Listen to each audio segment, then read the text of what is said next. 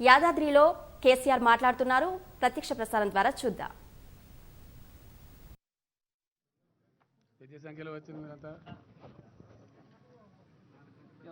గుడి కూడా చూడొచ్చానా?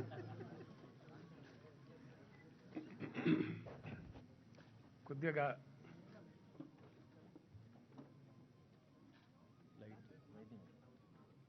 కొంచెం పైకంటే సరిపోతుంది.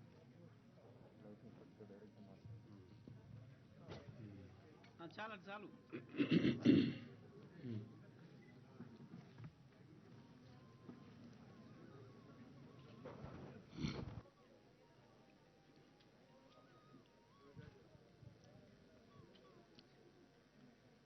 గీత రామ్మా.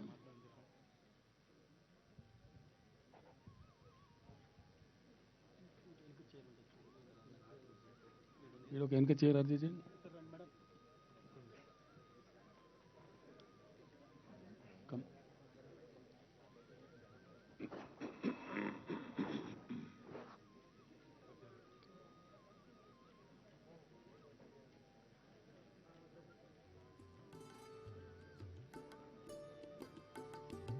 అయిపోయిందా?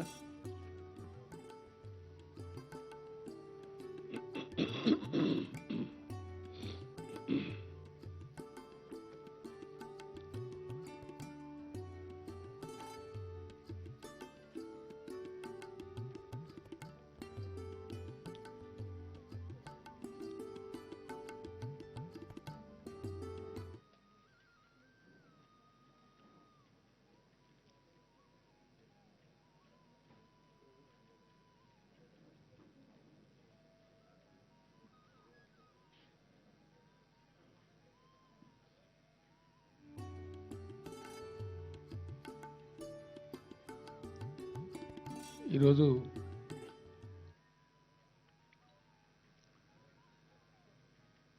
స్వయంభూగా వెలిసినటువంటి శ్రీ లక్ష్మీ నరసింహ పుణ్యక్షేత్రంలో ఈ విషయాలు మీ అందరితో పంచుకోవడం చాలా సంతోషంగా ఉంది.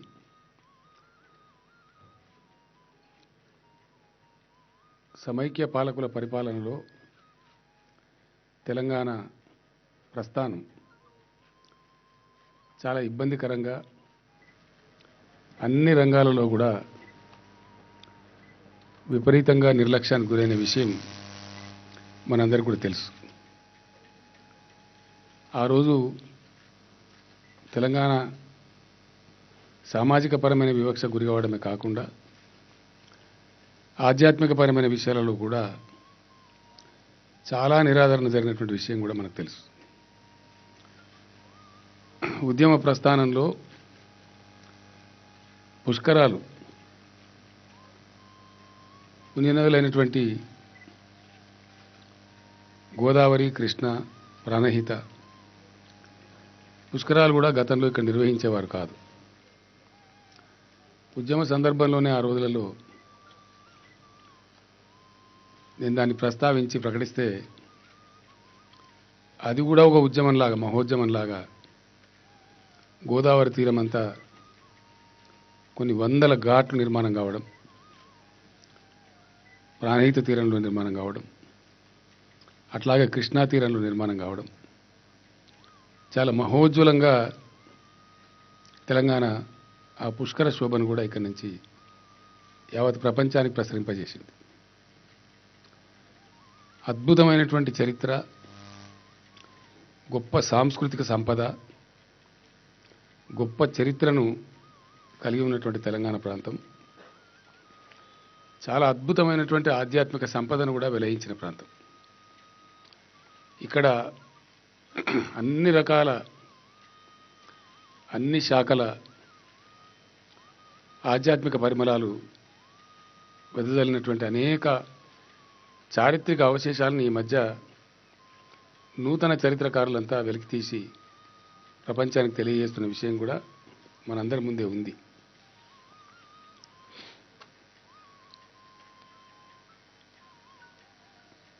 అట్లాంటి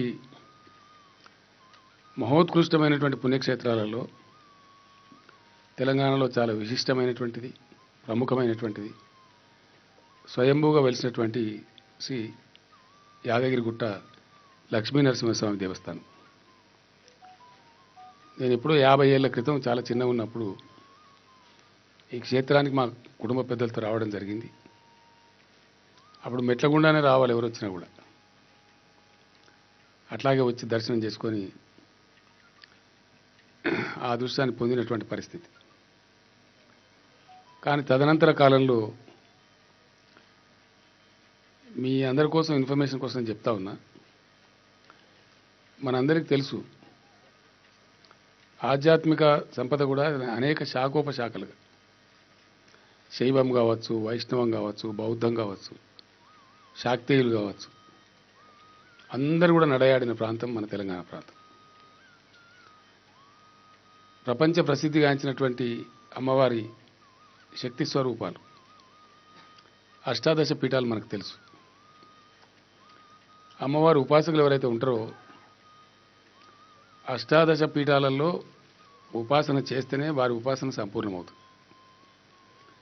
అట్లాంటి ఒక అద్భుతమైనటువంటి అవకాశం తెలంగాణలో మన అమ్మ జోగులాంబ వారు ఆలంపూర్లో కొలువుదీరుండ్రు. ఒక శక్తిపీఠం శ్రీలంకలో కూడా ఉన్నది. ఈ ఉపాసకులు ఏంటంటే అంతటా కూడా ఉపాసన చేస్తేనే ఆ క్రమం పూర్తయి వారు ఉత్కృష్టమైనటువంటి ఉపాసకులుగా తయారవుతారు. అంటే ఇక్కడ వారు వచ్చి ఉండటానికి సరి అయినటువంటి వసతి ఉన్నా లేకున్నా ఉపాసన చేయాలి కాబట్టి చేస్తారు. జోగులాంబ అమ్మవారి శక్తిపీఠం మన దగ్గర ఉన్నదనే ప్రాచుర్యం కూడా గతంలో కల్పించబడలేదు. తెలంగాణ రాష్ట్రం సిద్ధించిన తర్వాత వచ్చినటువంటి కృష్ణ పుష్కరాలలో అక్కడ జోగులాంబ ఘాట్ నిర్మాణం చేసి నేను కూడా అక్కడనే స్నానం ఆచరించి, మిత్రులు ఇంద్రకరణ్ రెడ్డి గారు దేవాదాయ శాఖ మార్చులుగా అనేక చర్యలు తీసుకొని అన్ని జిల్లాల మంత్రులు, కృష్ణా తీరంలో ఉన్నటువంటి మంత్రులు జగదీశ్వర్ రెడ్డి గారు, ఇతర మహబూబ్నగర్లో ఉండే నిరంజన్ రెడ్డి గారు, శ్రీనివాస్ గౌడ్ గారు మంత్రులే వాలంటీర్లుగా పనిచేసి చాలా గొప్పగా లక్షలాది భక్తులు మళ్ళీ ఒకసారి తెలంగాణ ఆధ్యాత్మిక చరిత్రను ఆ పుష్కరాల రూపంలో సుసంపన్నం చేయడం జరిగింది. అట్లా తెలంగాణ స్వరాష్ట్రంగా ముందుకు పురోగమిస్తున్న క్రమంలో రాష్ట్ర ప్రభుత్వంగానే శ్రీ యాదాద్రి లక్ష్మీనరసింహస్వామి ఆలయాన్ని ఒక వైభవోపేతంగా క్షేత్రం తీర్చిదిద్దాలనేటువంటి సంకల్పంతో 4-5 సంవత్సరాల క్రితం మనం ఈ కార్యక్రమాన్ని ప్రారంభం చేసుకున్నాం. పెద్దలు గౌరవనీయులు శ్రీ కిషన్ రావు గారు, రిటైర్డ్ ఐఏఎస్ ఆఫీసర్, గొప్ప తెలంగాణ బిడ్డ, గొప్ప కళా తపస్వి, హైదరాబాద్లో ఈరోజు దాని శాఖలు అనేక ఇతర ప్రాంతాల్లో కూడా మనం చూస్తూ ఉన్నాం.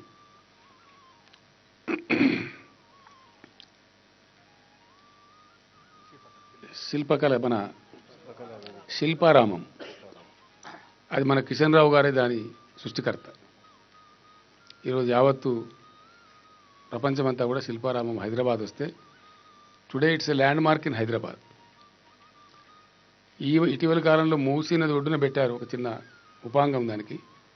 అక్కడ కూడా 10,000, 20,000 మంది సందర్శించేటువంటి పరిస్థితి. శిల్పారామం మా జిల్లాలో పెట్టండి, మా జిల్లాలో పెట్టండి అని డిమాండ్ కూడా వస్తూ ఉంది. ఒక నిబద్ధత కలిగినటువంటి, నీతి నిజాయితీకి మారుపేరైనటువంటి ఒక సంకల్పం తీసుకుంటే దాన్ని దిగ్విజయం చేసేటువంటి శక్తి సామర్థ్యం ఉన్నటువంటి కిషన్ రావు గారిని నేనే స్వయంగా రిక్వెస్ట్ చేసి, ఇది చాలా ప్రధానమైన బాధ్యత, మీకుండే ఓపిక, మీకుండే అనుభవాన్ని బట్టి ఈ కార్యభారం మీరు తీసుకోవాలని చెప్పినప్పుడు వారు చాలా సంతోషంగా దీన్ని స్వీకరించి వారి ఆధ్వర్యంలోనే మొత్తం పరిపాలన ఈ యాదాద్రి నిర్మాణానికి సంబంధించినటువంటి, వారు నల్గొండ జిల్లా వాసి, మీకు ప్రైడ్ జగదీశ్వర్ రెడ్డి గారు మా జిల్లా వాసి అని చెప్తున్నాను. సరే, మీ జిల్లా కాబట్టి క్రెడిట్ మీకే వస్తుంది. మీరు అదృష్టవంతులు, అంత మంచి వ్యక్తిని కలిగి ఉన్నందుకు. మొత్తానికి వారు ఆ బాధ్యత తీసుకొని చాలా చక్కగా దాన్ని నిర్వర్తించారు. చాలా గొప్పగా ఈ యొక్క పుణ్యక్షేత్రం ఆవిష్కృతమైంది. పుణ్యక్షేత్రాల యొక్క పునర్నిర్మాణం కావచ్చు, పునఃసంప్రోక్షణం కావచ్చు, క్రమానుగతంగా జరిగేటువంటి అభివృద్ధి కావచ్చు. ఇప్పుడు తిరుమల మనం చూస్తూ ఉన్నాం. తిరుమల నేను 1969లో ఫస్ట్ టైం నాకు తెలివి వచ్చిన తర్వాత వెళ్తే శ్రీకృష్ణదేవరాయలు కట్టినటువంటి ధర్మశాలలోనే ఉన్నాం మేము ఆ రోజుల్లో. ఈరోజు కనిపించే తిరుమల అసలు ఏమి లేకుండే. అంటే గత 50 సంవత్సరాలుగా తిరుమలలో మనకు కనపడే అద్భుతమైనటువంటి సౌకర్యాలు, వసతులు, భక్తులు ఎట్టయితే భక్తుల సంఖ్య పెరుగుతూ పోయిందో అట్లా వసతులను పెంచుతూ పోయినారు. అది ఒక దివ్యక్షేత్రంగా మనకు దర్శనమిస్తూ ఉంది. అట్లా ఇక్కడ కూడా ఈ ప్రాంత ప్రజలు కావచ్చు, మన రాష్ట్ర ప్రజలు కావచ్చు, క్షేత్రాన్ని మధ్య మధ్యలో సందర్శిస్తున్న అనేక మంది మన దేశ ప్రముఖులు కావచ్చు, ఇంకెప్పుడు ప్రారంభిస్తారు యాదాద్రి, ఇంకెప్పుడు ప్రారంభిస్తారని చెప్పి అడుగుతూ ఉన్నారు. ఆలయాలకు సంబంధించినటువంటి నిర్మాణాలు కానీ, ప్రారంభాలు కానీ అవి మన చేతుల్లో ఉండవు. ఆగమ నియమ నిబంధనలను అనుసరించి మొత్తం అన్ని రకాల జాగ్రత్తలు తీసుకొని చేయాల్సినటువంటి అవసరం ఉంటుంది. అదే పద్ధతులలో ఏదో ఒక లెవెల్కు ప్రారంభం చేస్తే మిగతా పనులు కొనసాగుతూనే ఉంటాయి. ప్రారంభంతోనే అభివృద్ధి ఆగిపోదు, ఇంకా జరగాల్సింది చాలా ఉంటుంది. కాబట్టి ఈ ఆలయం మొదలుపెట్టినప్పుడు దీని యొక్క పునర్నిర్మాణం, దీని యొక్క వైభవాన్ని నలుదిశలా చాటేటువంటి ఒక సత్కార్యాన్ని మొదలుపెట్టినప్పుడు పెద్దలు శ్రీ రామానుజ త్రిదండి చిన్నజీయర్ స్వామి గారు, వారు వైష్ణవ మతాచార్యులు కాబట్టి మన ఆలయం కూడా వైష్ణవ సాంప్రదాయానికి చెందింది కాబట్టి వారి యొక్క సలహాలు, సూచనలు, వారి ఆధ్వర్యంలో, వారి పర్యవేక్షణలోనే మొత్తం అంతా కూడా జరిగించాలని చెప్పి నిర్ణయించి వారిని నేను కోరినప్పుడు వారు స్వయంగా వచ్చి పరిశీలన చేశారు. నాతో పాటు వచ్చి సంయుక్తంగా కూడా పరిశీలన చేశారు. క్షేత్రం అంతా పరిశీలించిన తర్వాత చేపట్టవలసినటువంటి కార్యక్రమాల గురించి వారు సూచనలు చేసి సంబంధించినటువంటి సిద్ధాంతులను, ఆగమ వాస్తు నిపుణులను అందరితోనూ కూడా సమావేశాలు జరిపి, సమాలోచనలు జరిపి వారు ఒక లక్ష్యాన్ని నిర్దేశించి ఇదిగో ఈ పద్ధతులు చేయండి అని చెప్తే అదే పద్ధతుల్లో మనం కార్యక్రమాన్ని కొనసాగించాం. మధ్య మధ్యలో కూడా వారు చాలా సందర్భాల్లో వచ్చి నాతో పాటు ఇక్కడ పనిచేసే ప్రతి కార్యకర్త వెన్నుతట్టి అద్భుతంగా దీన్ని తీర్చిదిద్దే విధంగా వారి యొక్క ఆశీస్సులు మాకు ఎప్పుడు లభిస్తూనే ఉన్నాయి. ఆ క్రమంలో యాదాద్రి ఒకప్పుడు కరువుకు ఆలవాలంగా ఉన్న పరిస్థితి, మంచినీళ్ళకు కూడా బాగా బాధపడ్డ పరిస్థితి. ఈరోజు కాళేశ్వరం ప్రాజెక్టులో భాగంగా నిర్మించబడుతున్నటువంటి నృసింహసాగర్, దాన్ని మీరు ఇక్కడ స్థానికంగా బస్వాపూర్ రిజర్వాయర్ అని తెలుసు, స్వామివారి సన్నిధిలో ఉంది కాబట్టి దాన్ని నృసింహసాగర్ అని పేరు పెట్టడం కూడా జరిగింది. అది కూడా ఆల్మోస్ట్ దగ్గర నిర్మాణం పూర్తి కావస్తూ ఉంది.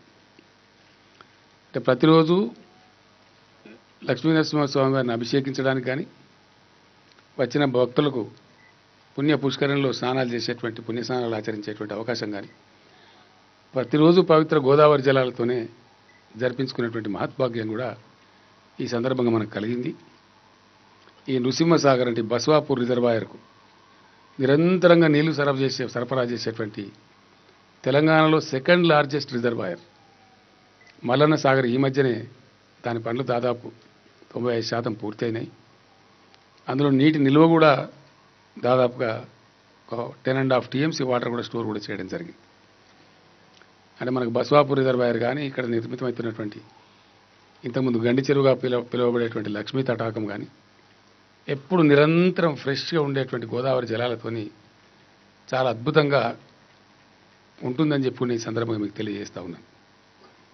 స్వామివారి పాదాలు స్పృశించేటువంటి గోదావరి జలాలు అటు మల్లన్న సాగర్, అటు నుంచి నృసింహసాగర్, అటు నుంచి పంట పొలాలకు వచ్చి స్వామివారి పాదాలను స్పృశిస్తూ ఇటు ఆలేరు నియోజకవర్గంలో, అటు భువనగిరి నియోజకవర్గంలో, ముందు కొంత రామన్నపేట నియోజకవర్గంలో కూడా, నక్రేకల్ నియోజకవర్గంలో కూడా సుమారు 5.5 లక్షల ఎకరాలకు అద్భుతమైన పంటలు పండించేటువంటి అవకాశం కూడా మనకు కలుగుతూ ఉంది.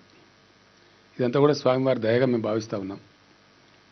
అట్లా ప్రారంభమైనటువంటి ఈ పుణ్య కార్యక్రమం ఒక అద్భుతమైనటువంటి రూపు తీసుకొని చాలా చక్కటి పద్ధతిలో నిర్మాణాలు జరుగుతున్నాయి. ప్రారంభం ఒకసారి జరిగిందంటే ఆ తదనంతరం జరగాల్సిన కార్యక్రమాలు కూడా నిరంతరంగా జరుగుతూనే ఉంటాయి. ఇంకా ముందుకు జరగాల్సిందంతా. యాదాద్రికి వస్తే గతంలో కంప్లైంట్ ఏంటంటే ఉండేదానికి స్థలం లేదండి ఇంత సుప్రసిద్ధమైన క్షేత్రంలో అని చాలామంది నాకు చెప్పేవాళ్ళు. ఆ లోటును భర్తీ చేయడానికి దాదాపు 900,000 ఎకరాల స్థలాన్ని సేకరించి టెంపుల్ సిటీని కూడా గొప్పగా ఆ లేఅవుట్ అంతా నిర్మాణం చేశాం. ప్రసిద్ధమైన వ్యక్తులు, ప్రధానమంత్రి స్థాయి వాళ్ళు, రాష్ట్రపతి స్థాయి వాళ్ళు, ఇతర రాష్ట్రాల ముఖ్యమంత్రులు, గవర్నర్లు, కేంద్ర మంత్రులు, మన రాష్ట్ర మంత్రులు, పార్లమెంట్ సభ్యులు, శాసనసభ్యులు అట్లాంటి పెద్దలు వస్తే కూడా ఇక్కడ స్వామివారిని దర్శించి కుటుంబ సమేతంగా 1-2 రోజులు ఇక్కడ గడిపేటువంటి అవకాశం కూడా ఉండాలని ఒక చక్కటి ప్రెసిడెన్షియల్ సూట్ కూడా నిర్మాణాన్ని చేపట్టాం 13 ఎకరాల స్థలంలో. నేను ఇందాక దాన్ని సందర్శించి వచ్చాను. అది కూడా చాలా అద్భుతంగా రూపుదిద్దుకున్నది. మిగిలిన కొద్దిపాటి పనులు కంప్లీట్ కాబోతున్నాయి. అది కూడా మనకు అందుబాటులోకి వస్తుంది. ఇప్పుడు సుమారు ఒక 1,500 మంది భక్తులు ఉండడానికి అవసరమైనటువంటి ధర్మశాలలు, చౌల్ట్రీస్, ఆలయానికి సంబంధించినటువంటి చౌల్ట్రీస్ ఆల్రెడీ అందుబాటులో ఉన్నవి. ఈరోజు ఇప్పుడు నేను ఇక్కడ ప్రకటించబోతా ఉన్నాను. టెంపుల్ సిటీలో ఫస్ట్ ఫేజ్ లేఅవుట్ ఒక 1000 సూట్తో కూడుకున్నటువంటి 250 అద్భుతమైనటువంటి కాటేజీల నిర్మాణం కూడా రేపు ఎల్లుండి నుంచి చాలా అద్భుతంగా చాలామంది అడుగుతూ ఉన్నారు, మాకు అవకాశం ఇవ్వండి మేము కడతాం, మాకు అవకాశం ఇవ్వండి మేము కడతాం. ఆల్రెడీ కిషన్రావు గారి దగ్గర ఒక 40-50 మంది జాబితా కూడా ఉంది. దాన్ని ఒక్కొక్క యూనిట్ 2 కోట్ల రూపాయలతో 4 సూట్స్ ఉంటుంది దాంట్లో. 4 ఫ్యామిలీస్ పిల్లలతో వచ్చినా అద్భుతంగా ఉండేటువంటి అవకాశాలు ఉండే విధంగా కొన్ని ప్లాట్లు 1000 గజాలు ఉన్నవి, కొన్ని ప్లాట్లు 900 గజాలు ఉన్నవి, కొన్ని ప్లాట్లు 1200-1300 గజాలు కూడా ఉన్నవి. చాలా సువిశాలమైనటువంటి రోడ్లతోని అద్భుతమైనటువంటి అంతర్జాతీయ స్థాయి ప్రమాణాలతోని టెంపుల్ సిటీ కూడా రూపుదిద్దుకున్నది. ఇప్పుడు అది సంపన్నం కూడా కాబోతా ఉంది. అదేవిధంగా ఇది ఆలయ ప్రతిష్ట కాదు కాబట్టి దీన్ని మహాకుంభ సంప్రోక్షణం అని పిలుస్తారు. ఆల్రెడీ ఉన్నటువంటి ఆలయాన్ని విస్తరణ చేసి దానికి కొత్త అందాలు దిద్ది కొత్త వసతులు పెంచినప్పుడు దానికి జరిపించేటువంటి ఆ కార్యక్రమాన్ని మహాకుంభ సంప్రోక్షణం అని అంటారు. అందుకోసం ఆ మహాకుంభ సంప్రోక్షణం తేదీలను ఖరారు చేయమని ఇటీవల కాలంలో జిఆర్ స్వామి గారు నేను స్వయంగా కలిసి కోరినప్పుడు వారు విద్వత్ సభను, సిద్ధాంతుల సభను సమావేశపరిచి వారు ముహూర్తం నిర్ణయించారు. ఎందుకంటే ఇక్కడ ఇంత ఉత్కృష్టమైన పని జరిగింది కాబట్టి, ఇంత సుప్రసిద్ధమైన క్షేత్రం కాబట్టి, జనసామాన్యం విశేషంగా దర్శించుకొని తరించేటువంటి పుణ్యక్షేత్రం కాబట్టి మహాసుదర్శన హోమంతోనే అది జరగాలని చెప్పి మొదటి నుంచి కూడా మనం భావిస్తూ ఉన్నాం. ఆ మహా కుంభ సంప్రోక్షణం దానికి సంబంధించినటువంటి కార్యక్రమం మహాసుదర్శన యాగంతో జరుగుతుంది. ఆ మహాసుదర్శన యాగం సహస్రాష్టక అంటే 1008 కుండలాలతో కూడుకొని ఉంటుంది. అందులో చాలా ఉత్కృష్టమైనటువంటి ఋత్విక్కులు పాల్గొనవలసినటువంటి అవసరం ఉంటుంది. దీనికి గతంలో మేము అనేక పుణ్యక్షేత్రాలకు వెళ్ళినప్పుడు, శ్రీరంగం వెళ్ళినప్పుడు కావచ్చు, తిరుపతి వెళ్ళినప్పుడు కావచ్చు, ఇంకా అనేక భారతదేశంలో ఉండేటువంటి పూరి జగన్నాథ్ టెంపుల్కి వెళ్ళినప్పుడు కావచ్చు, అక్కడ వారందరితో నేనే స్వయంగా మాట్లాడడం జరిగింది. చాలా జాతీయ స్థాయిలో, అంతర్జాతీయ స్థాయిలో వైష్ణవ సాంప్రదాయానికి సంబంధించినటువంటి వైష్ణవ పీఠాలు కూడా చాలా ఉన్నాయి. ఇతర సాంప్రదాయాలకు సంబంధించిన పీఠాలు కూడా చాలా ఉన్నాయి. అటువంటి స్వాములందరూ కూడా ఇక్కడికి మన రాఘవేంద్ర స్వామి ఆలయం కావచ్చు, ఇంకా ఇతరత్ర కావచ్చు, శృంగేరి జగద్గురులు కావచ్చు, రకరకాల పీఠాలను కూడా ఆహ్వానించవలసిన బాధ్యత మన మీద ఉంటుంది. వారందరినీ కూడా ఒకసారి కార్యక్రమం ప్రకటిస్తే వారందరికీ ఆహ్వానాలు పంపించడం లేదా స్వయంగా వెళ్ళి ఆహ్వానించడం, ఇట్లాంటి కార్యక్రమాలన్నీ కూడా చేయాల్సినటువంటి అవసరం ఉంటుంది. అందరి ఆశీస్సులు కూడా మనకు అవసరం, అందరి దీవెనలు కూడా మనకు అవసరం. కాబట్టి ఇంత ఉత్కృష్టమైనటువంటి కార్యక్రమంలో వారందరూ కూడా పాల్గొని దీవెనలు అందించడం అనేది మన భారతీయ సంస్కృతిలో ఒక పరంపర కాబట్టి ఒక ఆధ్యాత్మికపరమైనటువంటి గొప్ప కార్యక్రమం జరిగినప్పుడు దాన్ని పెద్దలందరూ కూడా వచ్చి దీవించడం అనే ఆనవాయితీ ఉంది కాబట్టి మనం కూడా అట్లాగే జరిపించుకోవాలనేటువంటి ఒక సదుద్దేశంతో కార్యక్రమాన్ని చాలా చక్కటి సమయం తీసుకొని చక్కగా నిర్వహించాలి. ఎందుకంటే ఇందాక నేను చెప్పినటువంటి మహాసుదర్శన హోమం ఏదైతే ఉంటుందో దానికి ఋత్విక్కులే ఒక 5-6 వేల సంఖ్యలో అవసరం పడతారు. మనకు వారికి సహాయకులు మరొక 3-4 వేల మంది అవసరం పడతారు. సుమారు 1,50,000 కల్తీ లేనటువంటి నెయ్యి అందులో హవనం చేయడానికి అవసరం పడుతుంది. ఆ నెయ్యి మాత్రమే కాదు, ఇంకా చాలా హవన పదార్థాలు చాలా ఉంటాయి. వాటన్నిటిని సమీకరించాల్సిన అవసరం ఉంటుంది. అవి ఎవి పడితే వేయడానికి ఉండదు. కాబట్టి దానికి ఏది అవసరమో పెద్దలు నిర్ణయిస్తారు. ఏ ద్రవ్యాలు వాడవలసి ఉంటుందో వాటన్నిటిని కూడా సమీకరణ చేసి స్టాక్ చేసి చాలా జాగ్రత్తగా నిర్వహణ చేయాల్సిన అవసరం ఉంటుంది. అందుకే చాలామంది యాగాలు తలపెట్టరు. కారణం ఏంటంటే డబ్బుతో జరిగేది కాదు అది. అది మనస్సుతోని భక్తితోని లగ్నం చేస్తే తప్ప జరగనటువంటి పనులు. ఒకసారి తలపెట్టినామంటే నిర్విఘ్నంగా జరగాలి. తప్పకుండా స్వామివారి ఆశీస్సులతో మనం సంకల్పం చేస్తే స్వామివారే చేయించుకుంటారు. కాబట్టి ఆ ధైర్యంతో స్వామివారి దీవెనలు ఉన్నాయనే ధైర్యంతో ఇంత పెద్ద కార్యక్రమానికి తలపెడతా ఉన్నాం. అట్లాగా జరగాలని చెప్పి కోరినప్పుడు స్వామివారు చేసిన ఆదేశం మేరకు వారు కూడా అందరినీ సంప్రదించి నిర్ణయించినటువంటి ముహూర్తం ప్రకారం మహాకుంభ సంప్రోక్షణ ముహూర్తం తేదీ 28/3/21. 21 అవుద్దా 22 అవుద్దా? 22కు పోతుంది. ఇయర్ చేంజ్ అవుతుంది. సో మార్చిలో 28వ తేదీ ఆ మహాకుంభ సంప్రోక్షణ అనేది ప్రారంభమైంది. అంతకు ముందే దాదాపు 8-9 రోజుల ముందు అంకురార్పణ జరుగుతుంది.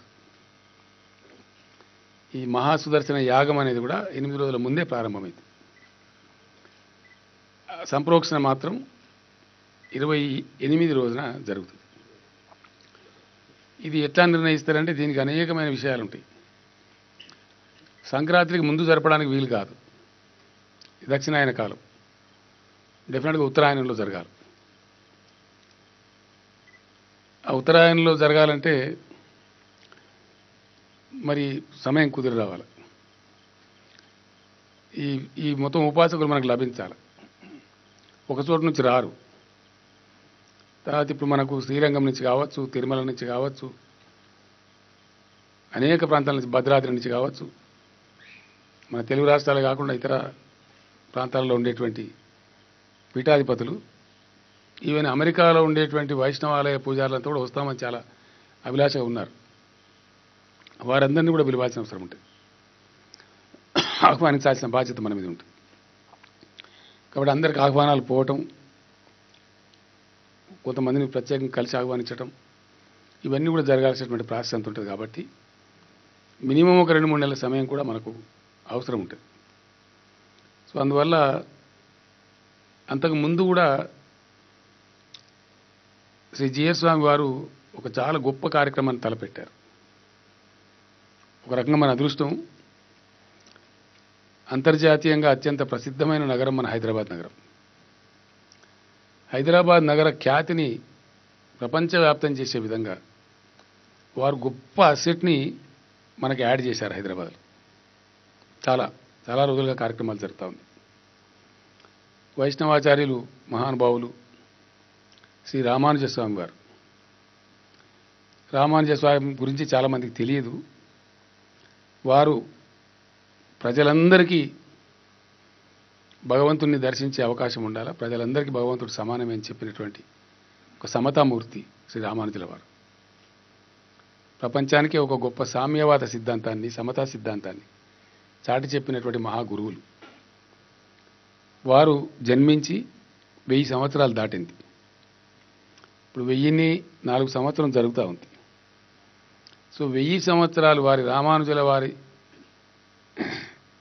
జన్మ మొదలుకొని నేటి వరకు 1000 సంవత్సరాలు జరిగిన సందర్భంగా అనేక మంది అనేక రకాల పుణ్యకార్యాలు చేస్తూ ఉన్నారు. అందులో భాగంగా శ్రీ జిఆర్ స్వామి వారు హైదరాబాదులో వారి ఆశ్రమం ఉన్నటువంటి ఆ దివ్య సాకేతంలో గొప్ప కార్యక్రమాన్ని చేశారు. చైనా నుంచి రప్పించి ఒక 5-6 సంవత్సరాలు శ్రమించి వారిని సంప్రదించి చాలా ఎత్తైనటువంటి దివ్యమైనటువంటి శ్రీ రామానుజుల విగ్రహాన్ని అక్కడ ఏర్పాటు చేశారు. చేయటమే కాకుండా వైష్ణవులు బాగా ఆరాధించి ప్రేమించేటువంటి 108 దివ్య దేశాలకు సంబంధించినటువంటి ఆలయ నిర్మాణాలు కూడా పూర్తి కాబోతున్నాయి. అవి జరుగుతున్నాయి. అంత పెద్ద కార్యక్రమానికి అక్కడ వారు కూడా మహాసుదర్శన హోమం నిర్వహిస్తూ ఉన్నారు. సో ఈ సుదర్శన హోమం నిర్వహించేటువంటి సామర్థ్యం, శక్తి, అటువంటి ఆరాధన ఉన్నటువంటి శక్తిపరులైనటువంటి ఋత్వికులు ఏకకాలంలో 2 జరపలేం కాబట్టి అక్కడ అది పూర్తి చేసుకొని అక్కడి నుంచి ఒక 10-15 రోజుల వ్యవధిలో ఉత్తరాయణ పుణ్యకాలంలో ఈ మార్చిలో చక్కగా దీన్ని జరుపుకోవచ్చని వారు నిర్ణయం చేశారు. ఈ సంవత్సర సంధి అని ఉంటుంది. తెలుగు సంవత్సరం మారే టైంలో ఆ సంవత్సర సంధిలో కూడా కార్యాలు చెయ్యరు. కాబట్టి దాని దృష్ట్యా 28ని మార్చి 28ని వారు నిర్ణయించారు. సిద్ధాంతుల యొక్క విద్వత్ సభ యొక్క సూచన మేరకు ఆ ప్రకారంగా అది జరుగుతుంది.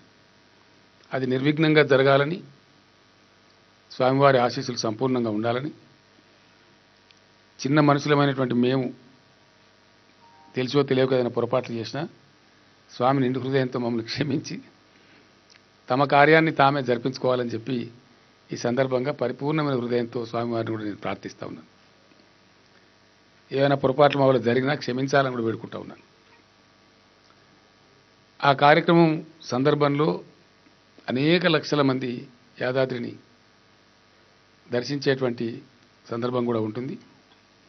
ఇప్పటి నుంచి నిరంతరంగా అనేక కార్యక్రమాలు, అనేక కూర్పులు, చేర్పులు, దానికి అవసరమైనటువంటి మంచి చెడ్డలని చేస్తే తప్ప అది విజయవంతంగా ముందుకు సాగదు. కాబట్టి రేపటి నుంచి జిల్లా మంత్రి జగదీశ్వర్ రెడ్డి గారికి, భక్తిపరులు అయినటువంటి మా దేవాదాయ శాఖ మంత్రి ఇంద్రకరణ్ రెడ్డి గారికి చాలా పెద్ద కార్యభారం ఉంటుంది. ఆ భారం నా మీద ప్రధానంగా ఉంటుంది. కానీ ఇంచుమించుగా నిత్య కార్యక్రమంలాగా వారు దీన్ని చూడాల్సినటువంటి అవసరం ఉంటుంది. పూర్తి కావాల్సిన నిర్మాణాలు పూర్తి చేయించడం, ఒక లెవెల్ కన్నా తీసుకురావటం, ఇంకా ఏర్పాట్లు చేయటం, ఇవన్నీ కూడా చేయాల్సినటువంటి అవసరాలు. నేను ఉదయం 11:30-12 ప్రాంతంలో చేరుకుంటే ఇప్పటిదాకా ఆ హెలికాప్టర్ కూడా పంపించేశాను. త్వరగా పోగలుగుతా అనుకున్నాను. నేను పోలేక మిమ్మల్ని కూడా ఇబ్బంది పెట్టినా లేట్ అయింది. ఆ బాలను కూడా పంపించేసి చూస్తూ ఈ సమయానికి మిమ్మల్ని కలిసేటువంటి అవకాశం. ఈ సందర్భంలో ఇంత గొప్పగా జరిగేటువంటి ఈ కార్యక్రమం అన్ని రకాలుగా విజయవంతం కావాలా. దాంతోపాటు ఇంత విశేషమైనటువంటి, ఇంత విశిష్టమైనటువంటి మన ఆలయానికి, మన తెలంగాణ ఆలయానికి, ఇంత సుప్రసిద్ధమైన క్షేత్రానికి స్వామివారి గర్భగుడి పైన ఉండేటువంటి విమాన గోపురం ఏదైతే ఉంటుందో దాన్ని అద్భుతమైనటువంటి స్వర్ణ తాపడం చేయించాలని కూడా మేము నిర్ణయం తీసుకున్నాం. దానికి తిరుమలలో చేయించినటువంటి ఆ సందర్భాలను చేసిన వారిని, మన ఆలయ ఈవో గీత గారు, మన ఆలయ ప్రధాన అర్చకులు అందరూ కూడా సంప్రదించారు. కిషన్ రావు గారు, పెద్దలందరూ సంప్రదించారు. వారు దానికి 2 రకాలుగా చెప్పారు. మీకు అతి త్వరగా కావాలంటే చేసిస్తాం, తక్కువ దాంతో అవుతుందని, లేదా సేమ్ తిరుమలలో ఉన్నట్టు కావాలి అదే స్టాండర్డ్లో అంటే కొద్దిగా టైం పడుతుంది, బంగారం కూడా ఎక్కువగా అవసరం పడుతుందని చెప్పారు. సో దాంతో అట్లే కావాలా, ఇంకంతకని ఇంకా బెటర్ ఫుటేజ్లో కావాలని చెప్పినాం. దానికి వారు చెప్పింది ఏమంటే, మాకు కొంత టైం పడుతుందండి, మీరు ఇక్కడ చేయమంటే ఇక్కడే ఉండి చేస్తాం మీ పర్యవేక్షణలో, మీ కమిటీ పర్యవేక్షణలో అలా లోపం జరగకూడదు కాబట్టి ఇంకో రకం చేస్తామని చెప్పారు.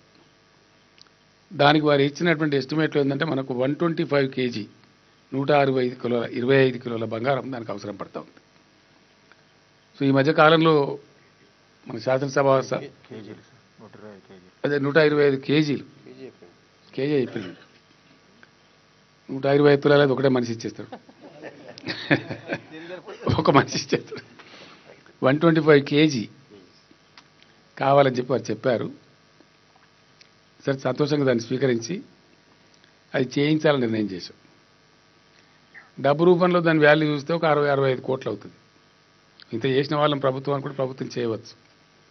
ఈ మధ్య శాసనసభ సమావేశాలు జరిగే సందర్భంలో అనేక మంది మంత్రులు, శాసనసభ్యులు, పార్లమెంట్ సభ్యులు అందరం కూర్చుండే సందర్భంలో నేను ఈ ప్రస్తావన తెస్తే వారందరూ ఏమన్నారంటే మన మొత్తం తెలంగాణ యావత్ సమాజం మేము పుణ్యకార్యంలో భాగం పంచుకోవాలని అనుకుంటారు.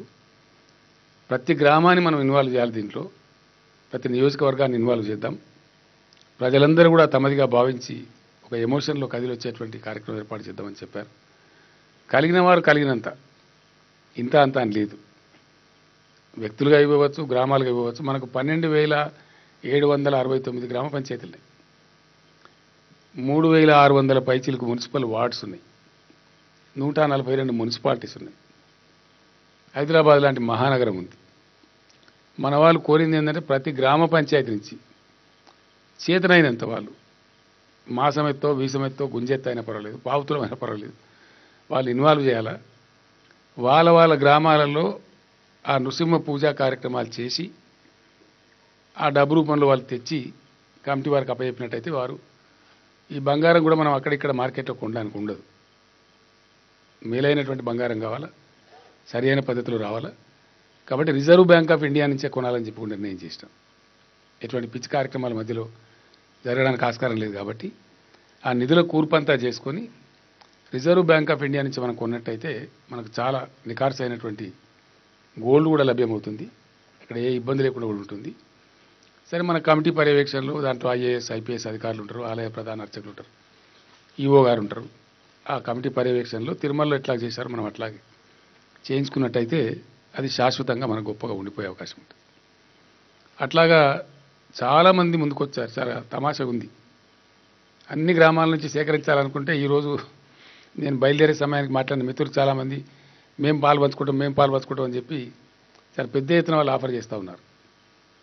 దానికి నేనుగా వ్యక్తిగా తీసుకున్న నిర్ణయం ఏంటంటే మా కుటుంబం నుంచి మొట్టమొదటి డోనర్గా, మొట్టమొదటి విరాళం అందించేటువంటి కార్యకర్తగా 1 కిలో 16 తులాల బంగారాన్ని మా కుటుంబం నుంచే సమకూర్చాలని చెప్పి నేను నిర్ణయం తీసుకున్నాను.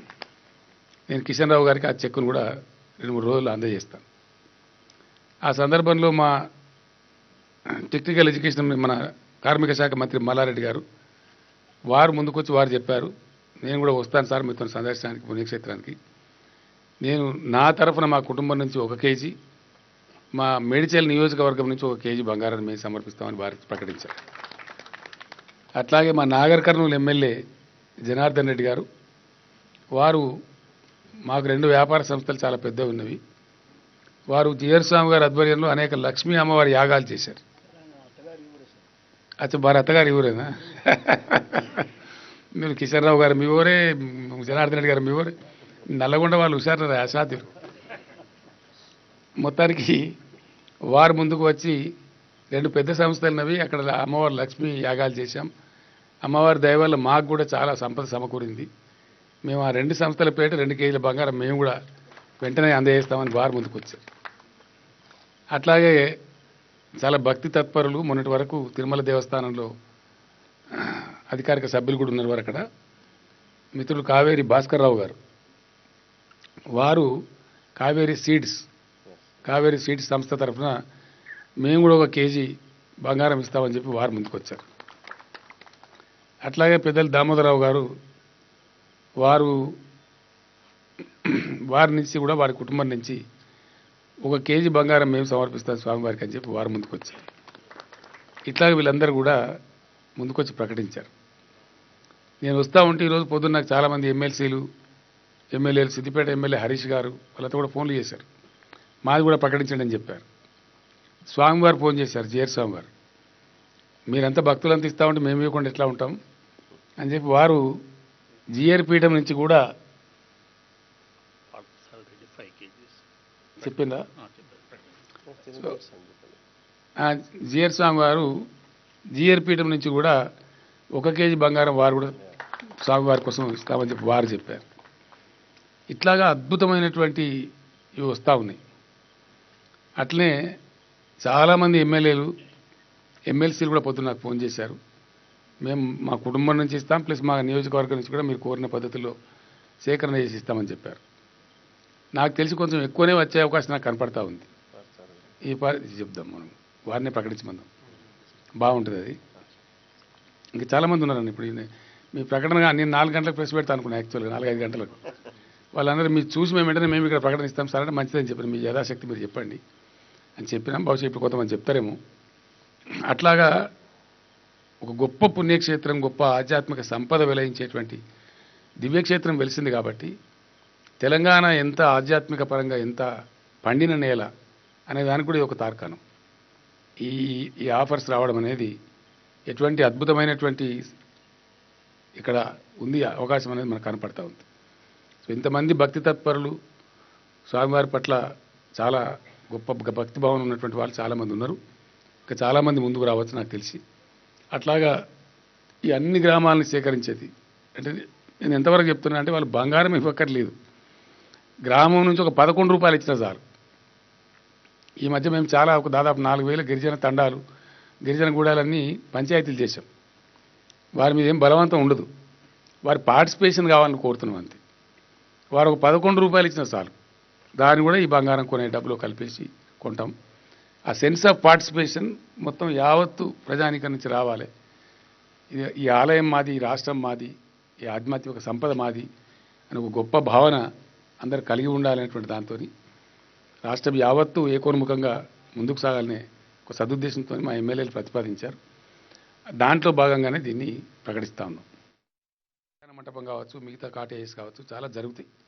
ఆసక్తి వాళ్ళు చాలామంది అడుగుతూ ఉన్నారు, మాకు కొంచెం తగ్గించి చెప్పండి, మా ఫాదర్ పేరు పెడతాం, ఒక 50 లక్షలు కడతాం, ఒక 25 లక్షలు కడతాం అనే వాళ్ళు చాలామంది ఉన్నారు. వాళ్ళకు కూడా స్థలం కేటాయిస్తాం తప్పకుండా, అట్లా కూడా కేటాయిస్తాం.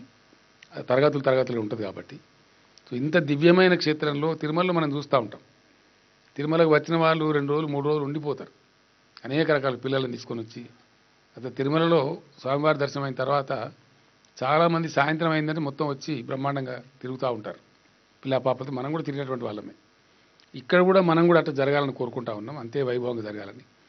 ఇక్కడ జరిగేటువంటి పూజా కార్యక్రమాలు, ఇక్కడ జరిగేటువంటి అనేక ఆధ్యాత్మిక కార్యక్రమాలు, వాటికి సంబంధించినటువంటి ఆ భావ పరంపర, ఆ మైక్ల ద్వారా, సౌండ్ సిస్టమ్ ద్వారా మొత్తం మారుమోగుతూ ఉంటారు. సుమారు 15 కిలోమీటర్ల పరిసర దూరం నుంచి రోడ్ల వెంట కావచ్చు, మన టెంపుల్ సిటీలో కావచ్చు, మన దివ్య సన్నిధిలో కావచ్చు, అంతటా కూడా ఆ ఆధ్యాత్మిక పరిమళాలు ఖచ్చితంగా ప్రసారం అవుతూనే ఉంటాయి. అటువంటి ఒక అద్భుతమైనటువంటి వాతావరణం ఇక్కడ ఏర్పడుతుంది. కాబట్టి దానికి సంబంధించి ఇతర కార్యక్రమాలు కొనసాగిస్తూనే ఈ కాటేజీల నిర్మాణం త్వరగా జరిపించాలని చెప్పి నిర్ణయం తీసుకోవడం జరిగింది. దీనిలో భాగంగా కొంతమంది ముందుకొచ్చారు. ఈరోజు మా జనార్దన్ రెడ్డి గారు వారు ఒక కాటేజీ నిర్మాణం మేము చేయిస్తామని చెప్పారు. ఇది 2 crores కాస్ట్ అవుతుంది. చాలా చక్కగా ఉండాలి, 10 కాలాల పాటు ఉండాలి, మంచి పద్ధతిగా ఉండాలి. కాబట్టి ఎంత గొప్పగా ఇక్కడ పుణ్యక్షేత్రం రూపుదిద్దుకున్నదో దాని స్థాయిలో ఉండాలి. కాబట్టి జాతీయ అంతర్జాతీయ పర్యాటకులను కూడా ఆకర్షించే స్థాయిలో ఉండాలి. కాబట్టి ఈ ప్రాజెక్ట్ వరకు 2 crores ఒక యూనిట్ కింద ఇంజనీరింగ్ నిపుణులు చెప్పారు. ఇది అన్ని రకాల ఇన్ఫ్రాస్ట్రక్చర్ కొంత క్రియేట్ అయినప్పటికీ ఇంకా బాగా జరగాల్సిన అవసరం ఉంటుంది. అట్లాగా ఈరోజు వారు ముందుకొచ్చినారు. మల్లారెడ్డి గారు కూడా వారి సంస్థల పక్షాన వారుగా గెస్ట్ హౌస్ కూడా ఇమీడియట్ కట్టిస్తామని చెప్పారు. ఇంకా చాలామంది చెప్పి ఉన్నారు. వారందరితో రేపు కొంతమంది 30-40 మంది కిషన్ రావు గారికి ఆల్రెడీ చెప్పి కూడా ఉన్నారు. కొంతమంది చెక్స్ కూడా ఇచ్చి కూడా ఉన్నారు. వాటిని ఒకసారి సమీక్ష చేసి మిగతా చాలామంది ఎవరెవరైతే ఇంకా ఆసక్తిపరులు ఉన్నారో నేను ఒకసారి ప్రకటిస్తే మిగతా వాళ్ళు ముందుకు వస్తారు. కాబట్టి దానికోసమే ఈ ప్రకటన చేయడం జరుగుతూ ఉంది. అట్లాగా చాలా గొప్పగా ఆ కాటేజీల నిర్మాణం కూడా వెంటనే ప్రారంభించి వీలైనంత తొందరగా పరిపూర్తి చేసేటువంటి కార్యక్రమాలు కూడా చేస్తాం. కింద సరే కోర్టు కేసులు వగైరా అన్నీ అధిగమించి ఎవరిని కూడా నొప్పించకుండా వాళ్ళకి తగిన పరిహారాలు ఇచ్చి ఒక 200 ఎకరాల పైచిల స్థలాన్ని సమీకరించాం.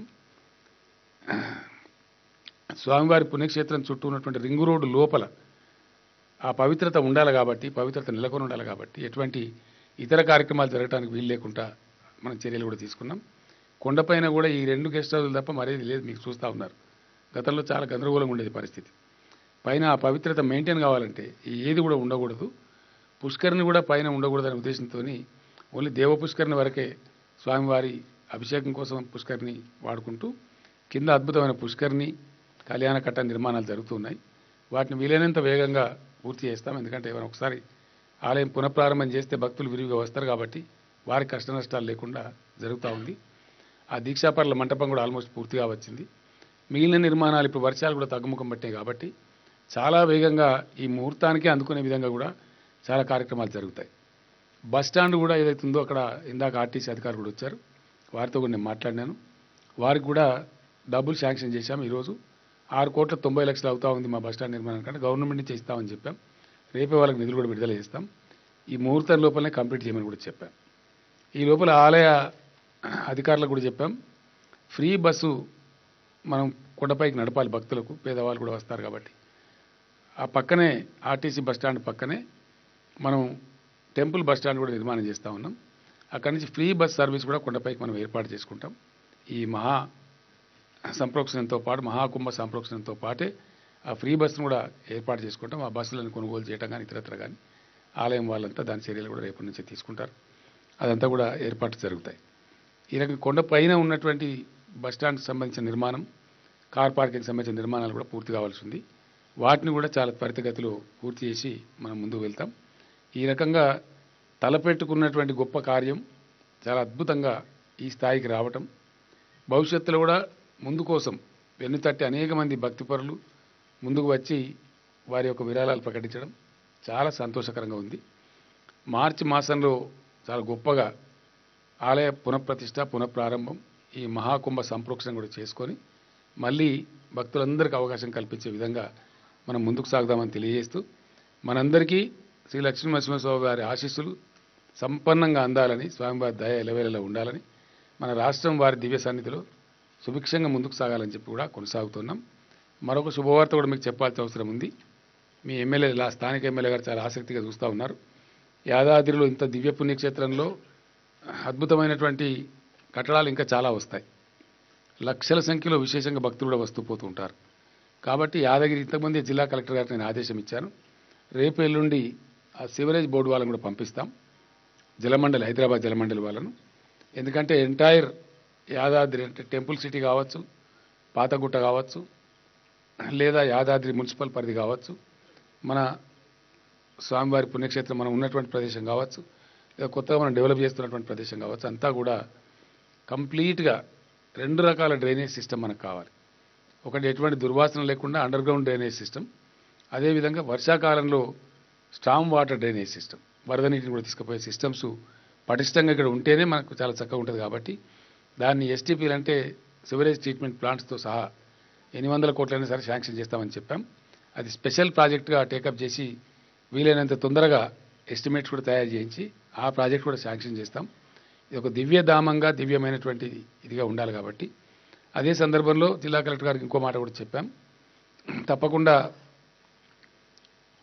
పేదల గురించి ఎక్కువగా పనిచేసే టీఆర్ఎస్ ప్రభుత్వం ఇటీవల పీఆర్సీ గత చరిత్రలో ఎప్పుడు లేని విధంగా ఓన్లీ ప్రభుత్వ ఉద్యోగస్తులకు కాకుండా ఇతర చిన్న ఉద్యోగస్తులు కూడా అందరికీ వర్తింపజేయడం జరిగింది. మన ఆలయ ఉద్యోగులు కూడా పీఆర్సీ వచ్చింది. వారు పాపం చాలా కాలంగా మాకు ఇంటి స్థలాలు కూడా కల్పించండి అని చెప్పి కోరినారు. జిల్లా కలెక్టర్ గారికి, కిషన్ రావు గారికి నేను చెప్పాను, వారికి ఇళ్ల స్థలాలు కూడా వీలైనంత తొందరలో జిల్లా మంత్రి గారి యొక్క ఆధ్వర్యంలో 1 వారం 10 రోజుల్లోనే వాళ్ళకు కూడా ఏర్పాటు చేస్తారని మనం చేస్తూ ఉన్నాం. ఇంతకుముందు మా మిత్రులు నరసింహులు గారు కూడా ఒక మాట అన్నారు, మన ప్రెస్ మిత్రులు కూడా కొంత ఏదో ఇక్కడ స్థలం కావాలని అడుగుతున్నట్టుగా వారంతా ఇందాక నాకు చెప్పారు. మేము లోపల మాట్లాడే సందర్భంలో వారు కూడా మీతోని ఆశిస్తూ ఉన్నారని చెప్తే నేను మంత్రి గారికి మనవి చేస్తూ ఉన్నా. కాదు, నా పరిధిలో విషయం కాదు, జిల్లా మంత్రి గారు ఉన్నారు కాబట్టి వారు, జిల్లా కలెక్టర్ గారు, వైటీడీ అధికారులు అందరూ కూడా మాట్లాడి, మరి మన వాళ్ళు కూడా మన వాళ్ళే కాబట్టి వాళ్ళ కోసం కూడా ఏ రకమైనటువంటి పద్ధతిలో ఇళ్ల స్థలాలు కేటాయిస్తారో ఆలోచన చేసి ఆ వైపు కూడా చర్యలు తీసుకోమని చెప్పి నేను కోరుతా ఉన్నా. మీకు తప్పకుండా మీకు కూడా లభించే ఏర్పాట్లు చేస్తామని కూడా. మీరు చప్పట్లు కొడతలేరు, వద్దా మీకు బయటోళ్ళా? అచ్చా అచ్చా అచ్చా, లోకల్ వాళ్ళకే ఇస్తారు కదా, టేపుల్ వాళ్ళకి ఇస్తారు. సో ఇక్కడ ఉన్న వాళ్ళకి అందరికి ఇస్తారు. అది మీరు మీ మంత్రి గారితో మాట్లాడండి, ఇక్కడ పెద్దలందరూ కూడా ఉన్నారు, తప్పకుండా ఇవ్వాల్సిందే కదా, తనకి ఇవ్వాల్సిందే. మంత్రి గారు మీరు కలిసి మాట్లాడండి, మంచి క్షేత్రం ఒకటి తీసుకొని చక్కగా దాన్ని మంచి పద్ధతులలో మనకు కూడా అన్ని వసతులు వచ్చే విధంగా చక్కటి కాలనీ కట్టుకుందాం. అది యాదాద్రి జర్నలిస్ట్ కాలనీ అంటేనే గొప్ప ఉండేట్టు కూడా ఏర్పాటు చేసుకుందాం. క్షేత్రం ఎంత బాగుందో అది కూడా అంత గొప్పగా ఉండాలి కాబట్టి అది మనకే గర్వం, మనకే గౌరవం కాబట్టి చేద్దాం. ఆ విధంగా ఏర్పాటు చేసుకుందాం అనుకుంటే మనం చేస్తా ఉన్నాం. మొత్తం మీద మీ అందరితో మరొకసారి ప్రార్థన, మీరు వార్తా వాహకులు కాబట్టి ఆలయానికి సంబంధించి ఆలయ మహాకుంభ సంప్రోక్షణం గురించి మన రాష్ట్రం యొక్క విశిష్టతను రాష్ట్రం యొక్క ఆధ్యాత్మిక సంపదను దేశవ్యాప్తంగా విస్తరింపజేసేది కాబట్టి దీని మీద చక్కటి క్షేత్రానికి సంబంధించినటువంటి పరిశోధన వ్యాసాలు కానీ ఈ కాలంలో మహాకుంభ సంప్రోక్షణానికి ముందు యాదర్శి ఋషి గారు ఎట్లా తపస్సు చేశారు, ఎట్లా ఈ క్షేత్రం వెలిసింది అనేటటువంటి పరిశోధన వ్యాసాలు గొప్ప గొప్ప రైటప్స్ కూడా రావాలి. ఆ దిశగా మీరు స్థానికులు కాబట్టి మీరు ఇక్కడ మమేకమై ఉంటారు కాబట్టి బయట వాళ్ళకంటే మీకు ఎక్కువ తెలుస్తుంది కాబట్టి దయచేసి మీరు మార్పు చూసిన వాళ్ళు కాబట్టి ఆ రకమైన చర్యలు మీరందరూ తీసుకోవాలని మీకు నరసింహస్వామి మీ మనసులో వచ్చి ఆ పని మీతో చేయించాలని ఈ సందర్భంగా నేను కోరుకుంటూ రానియరు కదా మరి నిర్మాణం జరిగేటప్పుడు రానియరు, నిర్మాణం అయిన తర్వాత వెల్కమ్ టు ఆర్ ఉంటుంది.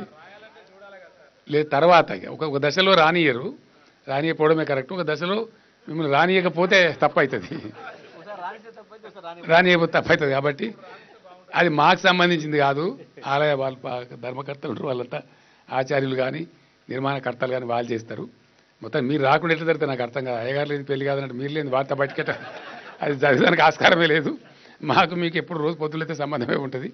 కాబట్టి తప్పకుండా యు ఆర్ మోస్ట్ వెల్కమ్. ఏ పార్ట్స్కి అయితే రానివానో ఆ పార్ట్స్కి వెంటనే ఇస్తారు మీకు. ఆ విధంగా చేయండి. మహాకుంభ సంరక్షణ తర్వాత మీరు వీరవిహారం చేసి ఎక్కడ తిరగచ్చు, మీరు అది ఇబ్బంది ఉండదు. అందరికీ శుభం కలగాలని కోరుకుంటూ లోకా సమస్త సుఖినో భవంతు.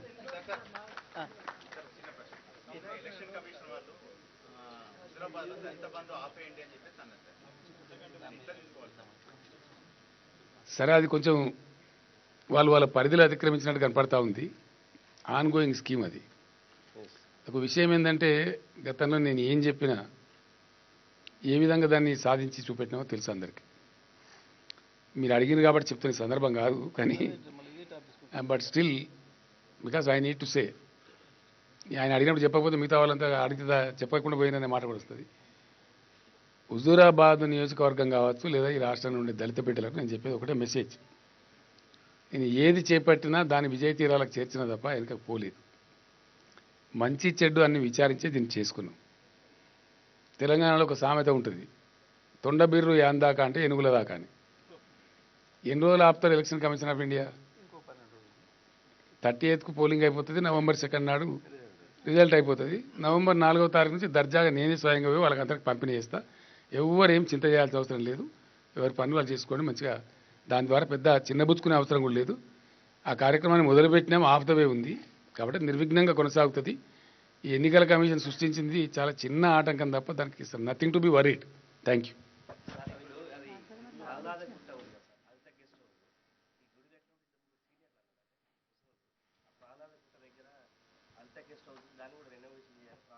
చాలా పెద్దగా చేయాలి, దాని ఆలోచన ఉంది. నేను ఏమంటున్నా అంటే యాదర్శి ఋషి ఆయన పేరుతో ఒక మెడిటేషన్ సెంటర్ తేవాలని.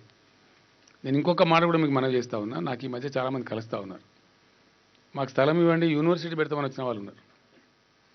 మాకు కొన్ని అవకాశాలు ఇవ్వండి, గొప్ప గొప్ప నిర్మాణాలు తెస్తామని చెప్తున్న వాళ్ళు. ఇంకొక విశేషం కూడా నేను మీకు చెప్పవలసిన అవసరం ఉంది. నృసింహ సాగర్ ఏదైతే ఉందో బస్వాపు రిజర్వాయర్, దానికి 2 వైపులా 2 గుట్టలు ఉన్నాయండి. అద్భుతంగా 100 ఎకరాలతో ఉన్నాయి. ఆ తదనంతరం కింద కూడా ఒక 250 ఎకరాలు సేకరించాలని చెప్పి అనుకుంటా ఉంది. సేకరించిందంటే యాదాద్రి మొత్తం కూడా ఎట్టి పరిస్థితులలో నాన్ వెజిటేరియన్ ఇక్కడ అలో చేయరు. అట్లాగే చాలామంది ఏం చెప్తున్నారంటే మనకు హైదరాబాద్ సిటీకి చాలా సమీపంలో ఉంది కాబట్టి ఈవెన్ శంషాబాద్ ఎయిర్పోర్ట్ నుంచి కూడా అంతర్జాతీయ విమానాశ్రయం నుంచి ఔటర్ రింగ్ రోడ్డు మీద వస్తే చాలా తొందరగా ఒక 40 నిమిషాల్లో వచ్చేటువంటి అవసరం ఉంది కాబట్టి